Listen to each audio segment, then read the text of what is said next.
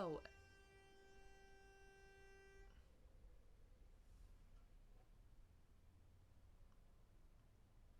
Y'all done out there? Hello, and welcome to the Mythology Chronicles. My name is Sam, and today we'll be talking about Hercules, or Herakles.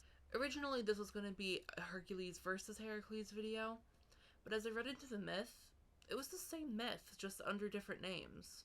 Hercules is a Roman name for the Greek hero Herakles, the most popular figure from ancient Greek mythology. Hercules was the son of Zeus, king of the gods, and the mortal woman Alcmene. Zeus, who was always chasing one woman or another, took on the form of Alcmene's husband, Amphitryon, and visited Alcmene one night in her bed, and so Hercules was born a demigod with incredible strength and stamina. He performed amazing feats, including wrestling death and traveling twice to the underworld, and his stories were told throughout Greece and later in Rome.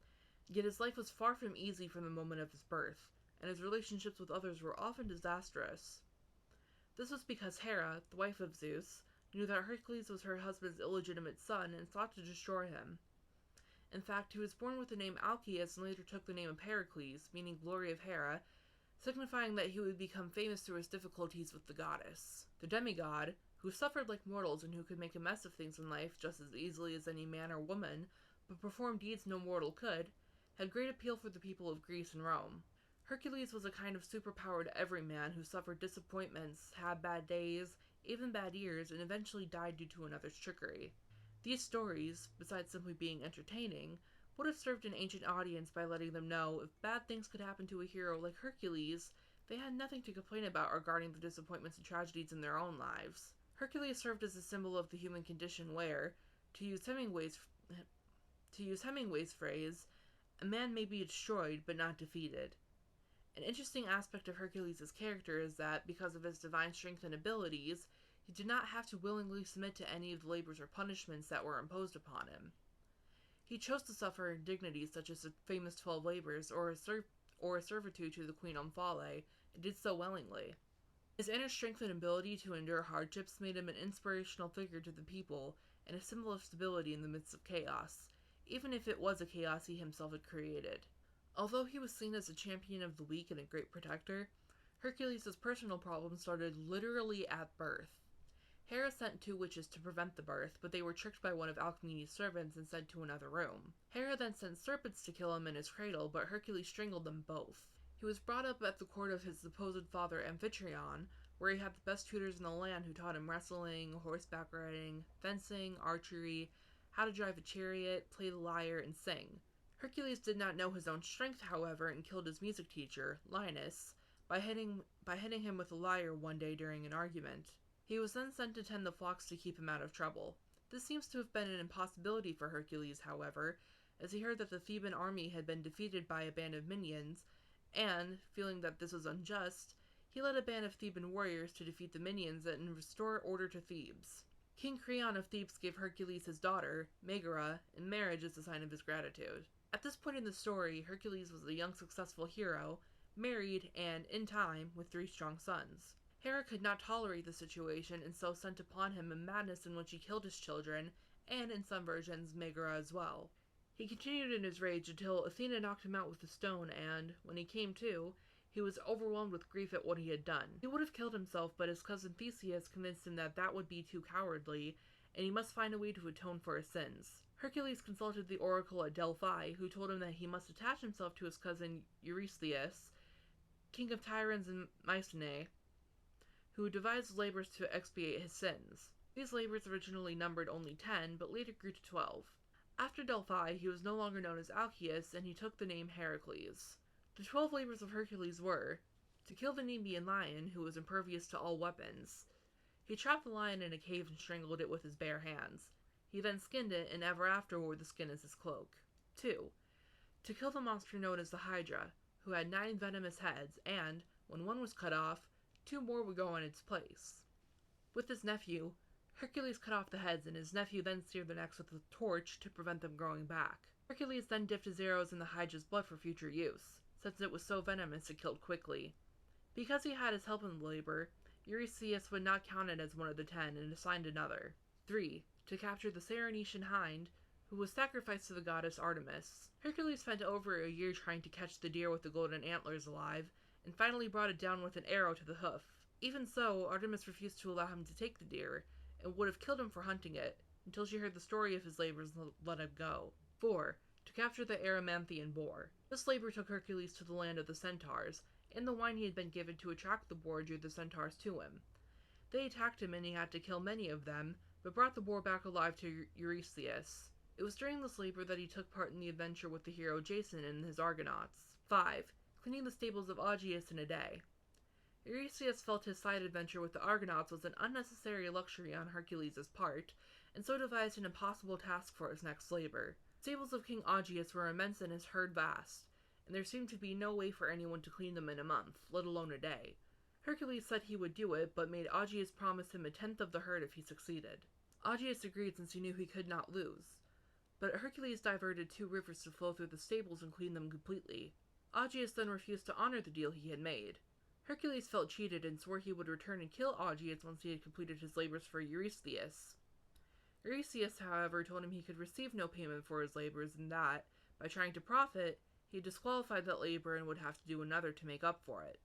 6. To drive away the Stymphalian birds who were ravaging the countryside. He accomplished this with the rattle given to him by Athena. The rattle startled the birds who flew away, and Hercules shot them down with his arrows in flight. 7. To bring back the Cretan bull from Knossos. The bull belonged to King Minos of Crete and was sacred to the god of the seas, Poseidon. Accordingly, it could walk on water. Minos no longer wanted the bull because his wife had fallen in love with it and, in fact, had become pregnant by it, giving birth to the Minotaur. And so Minos happily gave the bull to Hercules, who rode it across the sea from Crete to Athens, and brought it to Eurystheus. The bull was then released and would cause further trouble throughout Attica until it was finally killed by Theseus. 8. To bring back the mares of Diomedes. Diomedes was a Thracian king who fed his horses on a steady diet of human flesh, so that no one could come near them. Hercules fed Diomedes to the horses, and, when they were full, brought them back to Eurystheus. It was during this labor, either going to or coming from Diomedes' palace, that Hercules stopped to visit his old friend Admetus, whose wife Alcestis had recently died. Hercules wrestled death for the soul of Alcestis and returned it to her husband. 9. To bring back Hippolyte's girdle. Hippolyte was the queen of the Amazons, and her girdle was a symbol of her right to rule. Amazons originally welcomed Hercules, but Hera, disguised as one of them, spread a rumor that Hercules had come to kidnap the queen and enslave them. The woman attacked Hercules, and Hippolyte was killed in the fight. Hercules then took her belt and left. In another version of this labor, however, no one dies. Hercules kidnaps Hippolyte's sisters, and ransoms her for the belt and then leaves peacefully. On his return voyage, he has many other side adventures, which further enrage Eurystheus, but he accepts the girdle as a legitimate labor. 10. To bring back the cattle of Geron, king of Cadiz. Hercules had many side adventures on this labor, including inadvertently building the Pillars of Hercules at Gibraltar and threatening to shoot the sun with his arrows for making him too hot, which is a mood because it's been hot as hell for a while over here.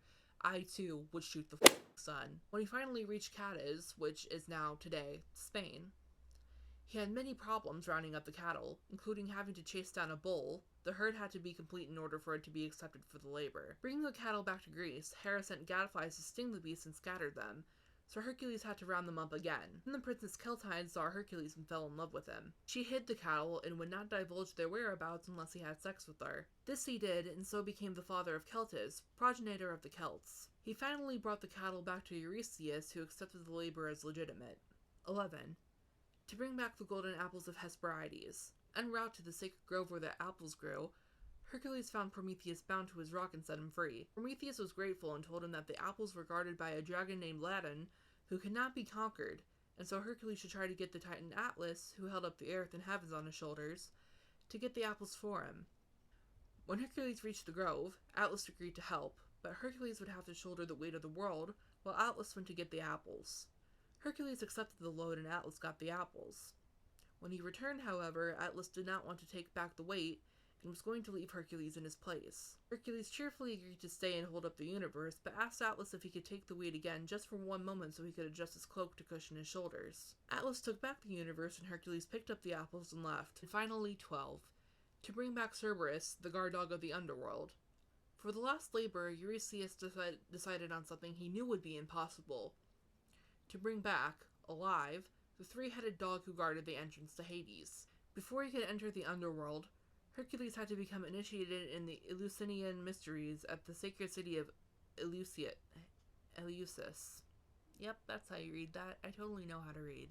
He then journeyed to Hades, where he had further adventures in the underworld, such as freeing his cousin Theseus from the chair of forgetfulness, where he had been bound. He also spoke with the hero Meleager, with whom he had journeyed with the Argonauts, who told him that, when he returned to Earth, he should marry Meleager's sister Deianira.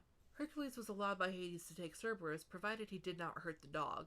He wrestled Cerberus into submission and brought him back to Eurystheus, who was so terrified of the animal he told Hercules all the labors were done, and to bring the dog back to where he'd found it. Hercules was now free to do as he pleased with his life, and, after all he had accomplished, it might be thought that he would now be able to enjoy his days in peace.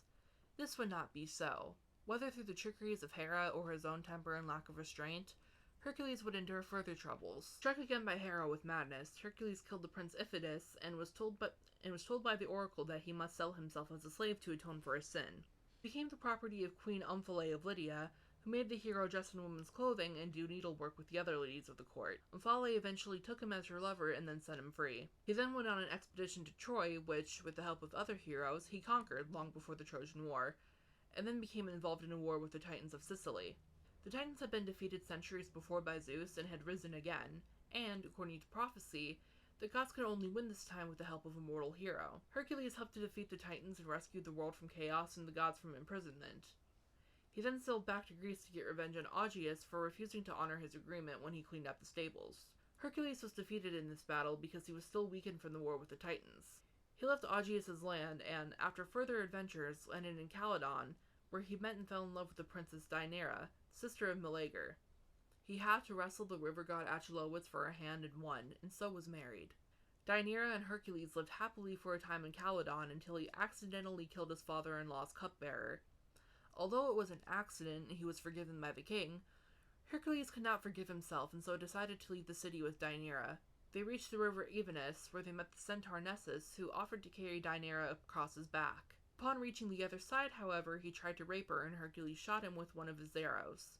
These were the same arrows Hercules had dipped in the blood of the Hydra, and the centaur was dying quickly when he told Deianira that his blood possessed a special quality as a love potion, and that she should take some of it in a vial. If ever she felt that Hercules was losing interest in her, he said, she should sprinkle the blood in his shirt and he would be in love with her forever. Nessus understood, of course, that the blood would be deadly to any mortal, and that this was his revenge for Hercules' arrow. Hercules and Deianira settled again in another city, started a family, and again were happy for a time, until Hercules went to war against Eurytus, who, like Augeas, had insulted him earlier in life. He had killed Eurytus and took his daughter Iole, whom he had won before in an archery contest but been refused, as his concubine. Another version of this myth relates how he helped Artemis kill a boar, which was ravaging the kingdom and was given Iole as a gift. Hercules then prepared a victory feast and sent word to Deianira to send him his best shirt to wear at the festival. Deianira, fearing that Hercules was fonder of Iole now than of her, soaked the shirt in the blood of Nessus and then washed away the stains, leaving only the poison. As soon as Hercules put the shirt on, he was seized with agony and began to burn. He tore the shirt away from his body, but the poison was already grafted to his skin. Since he was a demigod, he could not die quickly and so suffered as the poison penetrated his body, and he became weaker and weaker. Deianira, realizing she had been tricked by Nessus and had killed her husband, hanged herself. Hercules climbed Mount Etna, where he built his own funeral pyre in a clearing, gave away his possessions, and then lay down with his head resting on his club and the Nemean lion's skin covering him. Then the torches were lit and the pyre took flames. So Hercules left the earth to live eternally among the gods, and, through the stories of his adventures, to enjoy immortality down throughout the ages. As it was in ancient Greece when the people would sit and listen to the tales of the hero, so it has been ever since. And even in the modern day, comic books, graphic novels, books, television shows, and Hollywood films featuring Hercules continue to be popular, like the Disney movie Hercules, which, I'll admit, is one of my favorite Disney movies. That's it for today's video. Thank you for watching. Down below in the description are links to my Instagram, the channel's Instagram, as well as its Twitter, the Tea House podcast, which will have episodes sometime, at some point in time, as well as my own podcast. Season 1 of it is done, and Season 2 won't make an appearance until September, but it's still worth listening to the first season and maybe waiting on something to come soon enough. Don't forget to like, comment, subscribe, and ring the bell so you know when we post next. Also, don't forget to join Aaron on Wednesday in the Curio Cabinet. I'll see you in a couple of weeks, and bye! I'll see you in a couple of weeks, and bye!